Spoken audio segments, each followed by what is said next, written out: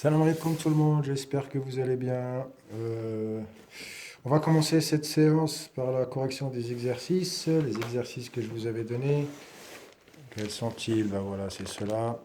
Voilà, l'exercice. Alors, cet exercice que j'ai nommé l'exercice 1 et l'exercice 2, bien sûr, c'est celui-là. Je vous le remets quand même. Normalement, vous l'avez en annexe 1. Voilà, sur WhatsApp. Je vous le redonne quand même. Donc, on va commencer par l'exercice numéro 1. Exercice numéro 1. Alors, ça porte sur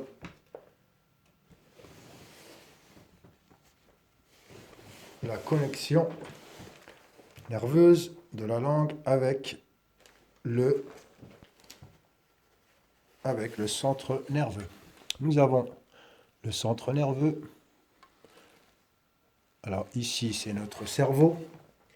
Et ici, nous avons la langue. Voilà. La langue, bien sûr, c'est un organe. C'est un muscle. C'est un organe qui a deux rôles. Alors, c'est un organe sensitif. Il nous permet de sentir le goût. D'accord. Donc, le goût est transmis, l'information est transmise au cerveau par un nerf sensitif. Et c'est également un muscle. Donc, on sait très bien que le muscle est aussi relié par le cerveau. D'accord? Par un nerf, il est relié par un nerf, on va dire, moteur. Donc, il est relié par deux types de nerfs. Le nerf sensitif et le nerf moteur. L'objet de cet exercice, bien sûr, c'est de déterminer le rôle, enfin le type de chaque nerf, enfin des nerfs qui nous sont proposés. Ici, en l'occurrence, c'est le nerf hypoglosse.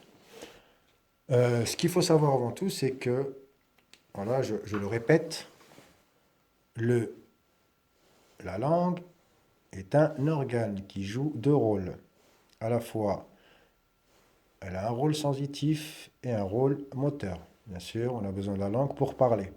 Donc là, c'est le côté muscle qui nous intéresse. Mais bien sûr, pour goûter une substance ou quelque chose, là, c'est le côté sensitif. Voilà. Nous, on va essayer, par le biais de cet exercice, on va essayer de déterminer le type de du nerf hypoglosse. Voilà. Alors, le nerf hypoglosse,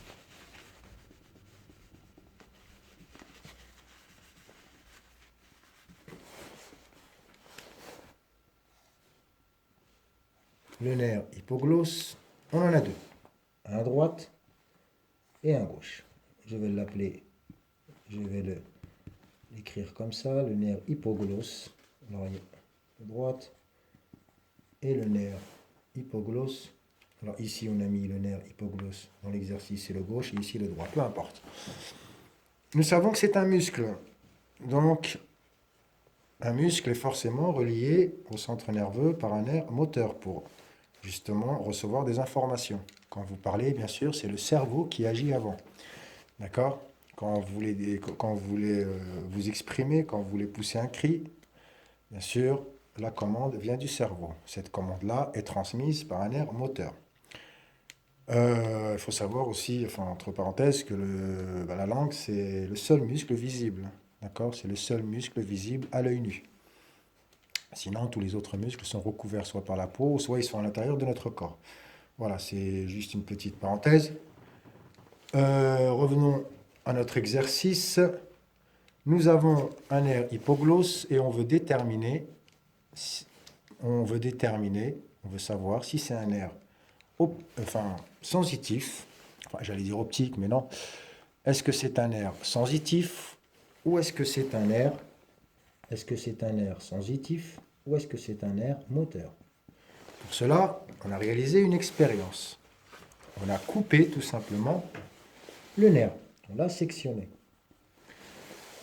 Et puis après, on a regardé, on a observé qu'est-ce qui s'est passé. Voilà. Qu'est-ce qu'il est advenu de la langue. Est-ce qu'elle ressent encore? Est-ce qu'elle peut bouger encore?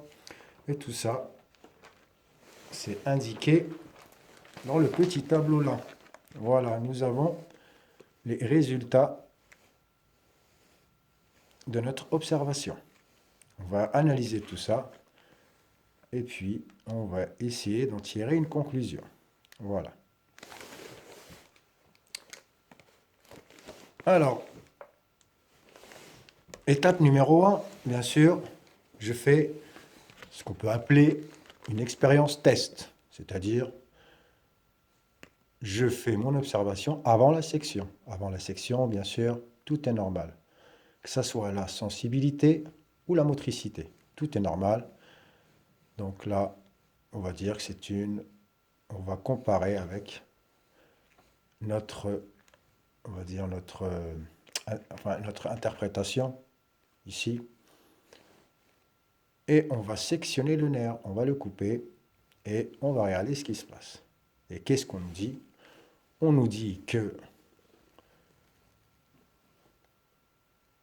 la sensibilité reste normale. Bien sûr, là on parle du côté où le nerf a été coupé. Hein. Et la motricité est devenue impossible. D'accord? Bien sûr, la motricité de ce côté-là reste normale.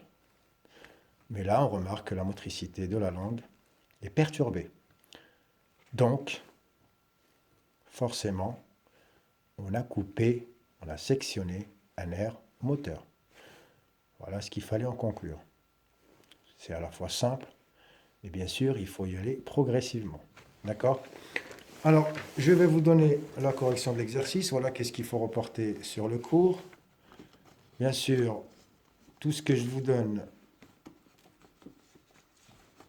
Voilà, tout ce que... Pardon, excusez-moi, je vais changer... Voilà, j'enlève le tableau. Et je vous mets le cours. Alors, bien sûr, comme d'habitude...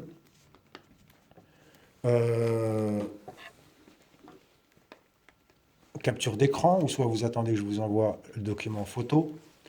Aujourd'hui, on a 4 feuillets. Voilà, mais il n'y a pas lieu de s'inquiéter. Il y a beaucoup de schémas aussi, enfin, il y a beaucoup de dessins. Donc, voilà, je vous laisse faire une capture d'écran, puis on y va.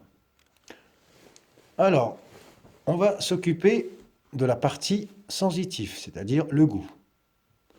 Je vais m'intéresser au goût. Avant la section, qu'est-ce qui se passe? La sensibilité est normale, donc là, il n'y a rien à dire. Après la section, la sensibilité gustative est normale. Du côté de la section, du côté opposé. Voilà. Bon, il y a une petite erreur ici, il y a un petit mot que j'ai rajouté en plus, mais ce n'est pas bien grave. Alors, on peut en conclure que les messages nerveux provenant de la langue sont bien transmis. Conclusion, les nerfs hypoglosses ne transmettent pas de messages nerveux sensitifs, enfin, le goût. Pourquoi? Parce que tout simplement, la sensibilité gustative reste normale, même après la section. Donc forcément, je n'ai pas coupé un nerf sensitif. J'ai dû couper un nerf moteur, mais ça, on va le voir plus tard. Donc au niveau de la sensibilité gustative, il n'y a pas de problème. Je fais l'analyse maintenant sur le côté moteur. Avant la section, bien sûr, je constate que les mouvements de la langue sont normaux. Donc, rien à dire. Après la section, qu'est-ce que je constate? Que la partie de la langue du côté où j'ai sectionné le nerf, elle ne réagit plus. D'accord? L'autre partie, bien sûr, elle est intacte. On ne s'en occupe pas. Mais la partie qui est relative au nerf coupé, bien sûr, elle est perturbée. La langue ne réagit plus. D'accord? C'est une sorte de paralysie. On peut appeler ça comme ça. Ma langue est paralysée une fois que le nerf a été coupé, donc forcément, conclusion, j'ai coupé, j'ai sectionné un nerf moteur. Les nerfs moteurs transmettent les messages nerveux moteurs. Les nerfs hypoglosses transmettent les messages nerveux moteurs.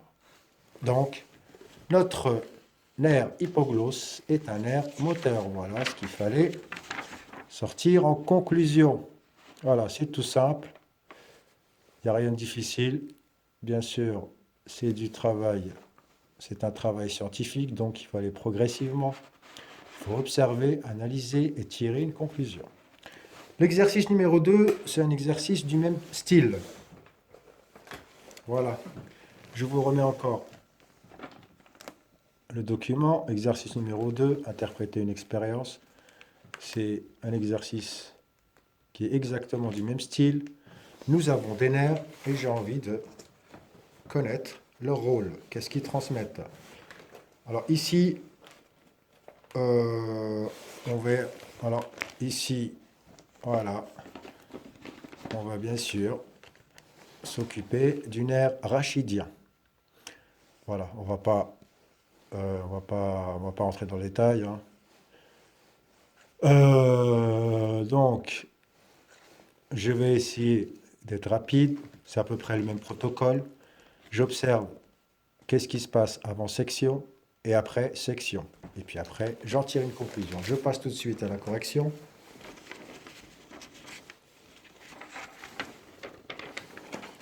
C'est exactement le même topo que le dernier exercice. Hein. Voilà, je vous laisse faire une capture d'écran. Et on y va. Alors, partie observation. Avant la section, la sensibilité et la motricité sont normales. D'accord? Pas de problème. C'est évident. D'accord? Le sujet est sain, il n'y a pas de problème. Tout marche au début. Voilà, c'est comme quand vous testez en électricité, quand vous ouvrez une voiture ou un petit jouet électrique. Hein, quand il y a une panne, vous essayez de savoir où est-ce qu'il y a un fil qui est sectionné, qui est coupé. Voilà, bah c'est pareil ici. Voilà, donc les nerfs, ils transmettent des messages nerveux, c'est des messages électriques, hein, donc c'est le même principe qu'un fil électrique. Rappelle la motricité commandée par un nerf moteur. La sensibilité, elle est commandée par un nerf sensitif. Ça, on l'a vu, mais je vous le remets quand même en rappel.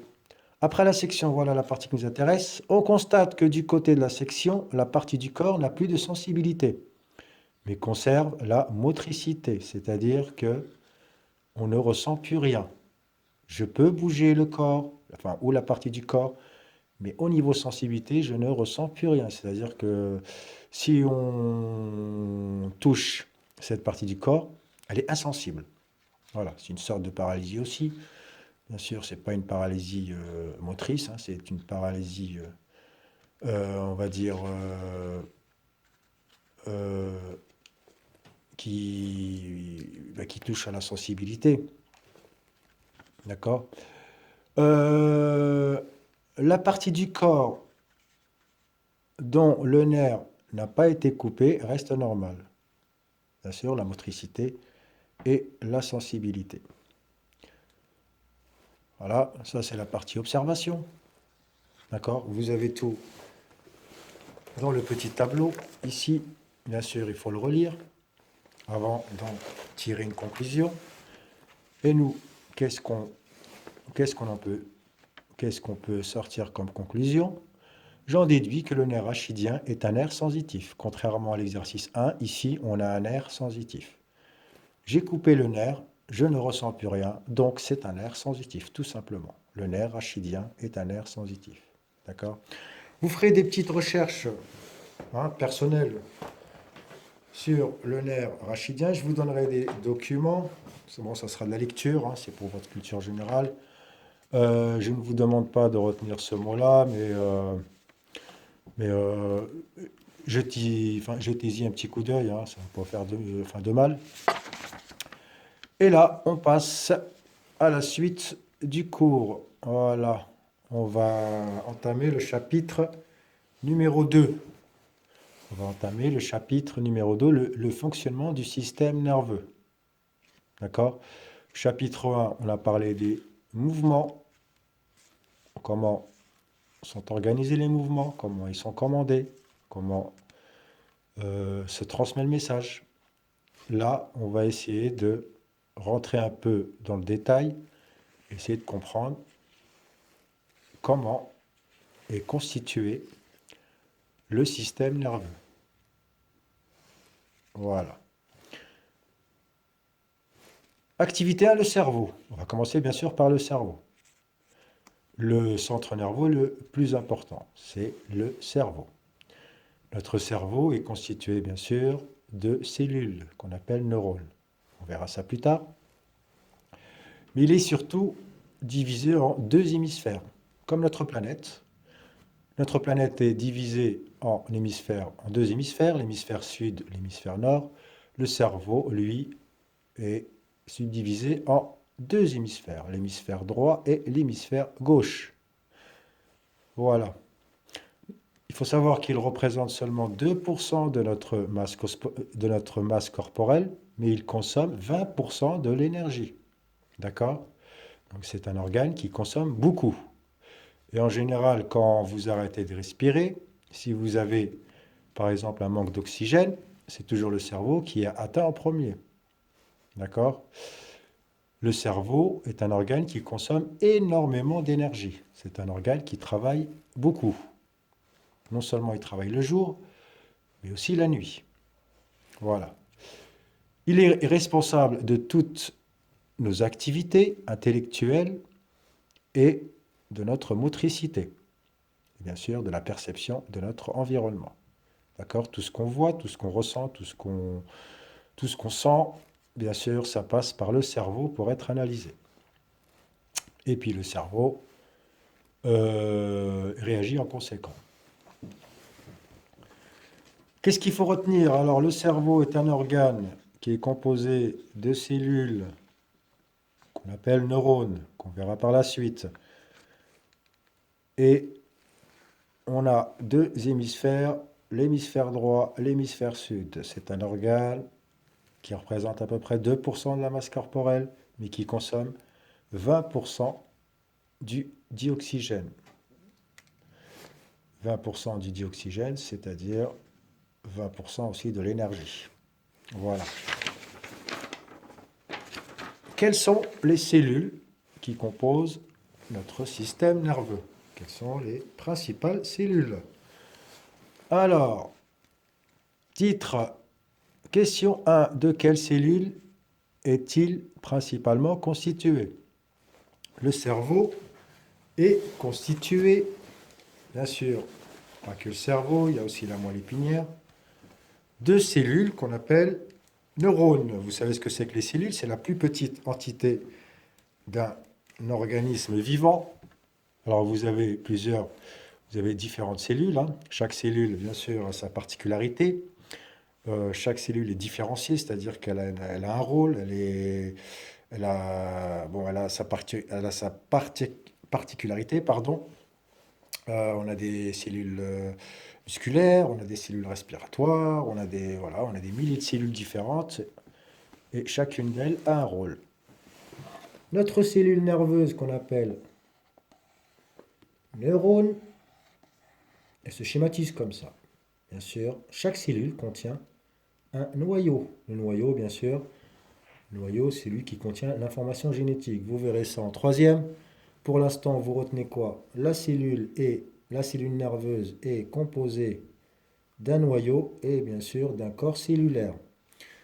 Qu'est-ce qui la différencie par rapport aux autres cellules? C'est notre fibre nerveuse. Bien sûr, elle transmet le message par la fibre nerveuse. Voilà. Et plusieurs fibres nerveuses constituent un nerf. Voilà. Et c'est comme ça qu'elle communique avec les autres cellules. Nous allons représenter encore une autre cellule ici. Voilà. Et nous avons des petites fibres qui permettent de se connecter aux autres cellules. Voilà comment fonctionne notre système nerveux. Et tout ça, c'est un réseau. Alors, les petites fibres ici, on les nomme dendrites. Et ici, axones. D'accord? C'est des mots que vous n'êtes pas obligé de retenir pour l'instant. Voilà. Nous, on va les appeler fibres nerveuses, tout simplement. Mais si vous voulez, voilà, si vous voulez approfondir vos connaissances, les petites fibres sont nommées dendrites, les grandes fibres sont nommées axones. Nous, on va généraliser tout ça en fibres nerveuses, tout simplement. Qu'est-ce que vous devez retenir? Bah, que l'ensemble des cellules nerveuses forment un réseau. L'information, bien sûr, passe à travers les cellules. Celle-là envoie un message à celle-là. Ce message-là va être envoyé dans un autre centre nerveux, par exemple, ou un muscle, ou un organe, etc., etc., etc. Donc c'est un réseau, bien sûr, qui est complexe. On a des milliards de cellules dans notre cerveau. Et tout ça, bien sûr, ça participe à l'acheminement de l'information. D'accord? C'est une sorte de réseau. Vous pouvez comparer chaque cellule, par exemple, à une borne téléphonique. Voilà. On va schématiser ça. Alors là, vous avez la France, par exemple.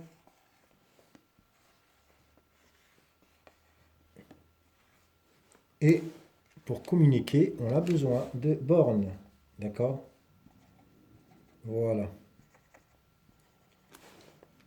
Si moi je suis ici et que je veux communiquer, je veux téléphoner à celui-là, bien sûr, le message va transiter par les bornes. D'accord? Si ce monsieur veut communiquer avec celui-là, bah, par exemple, on peut créer cette ligne-là, etc., etc. Tout ça, ça forme un réseau. Voilà. C'est sensiblement pareil dans notre cerveau, dans notre système nerveux. Bien sûr, c'est un peu plus complexe. Je vous donnerai des documents justement pour découvrir tout ça. Je vous enverrai ça en annexe sur WhatsApp. Nous, on va continuer notre cours. Alors, ici, nous avons le schéma d'une cellule. Voilà. Alors, elle est composée de quoi? Bah, il y a là, il y a le corps cellulaire. Ici, nous avons notre fibre nerveuse. D'accord? Et on a plusieurs, bien sûr, fibres nerveuses. Alors ici, c'est les petites fibres nerveuses qu'on appelle dendrites. Et là, les grandes fibres nerveuses qui composent, par exemple, les nerfs, qu'on appelle axones. Et là, on a l'intérieur de la cellule. Le liquide à l'intérieur s'appelle le cytoplasme. Alors ça, c'est valable pour toutes les cellules. Et le noyau également. Toutes les cellules contiennent un noyau. Enfin, la grosse majorité, bien sûr. Le cerveau est constitué de cellules nerveuses qu'on appelle neurones. Bien sûr, neurone, c'est un mot clé, un mot à retenir. Ces cellules sont spécialisées dans la transmission des messages nerveux. Elles sont présentes également dans la moelle épinière. Communément, on appelle les cellules nerveuses, l'ensemble des cellules nerveuses, la matière grise.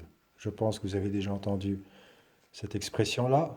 Et l'ensemble des fibres nerveuses, on l'appelle la matière blanche.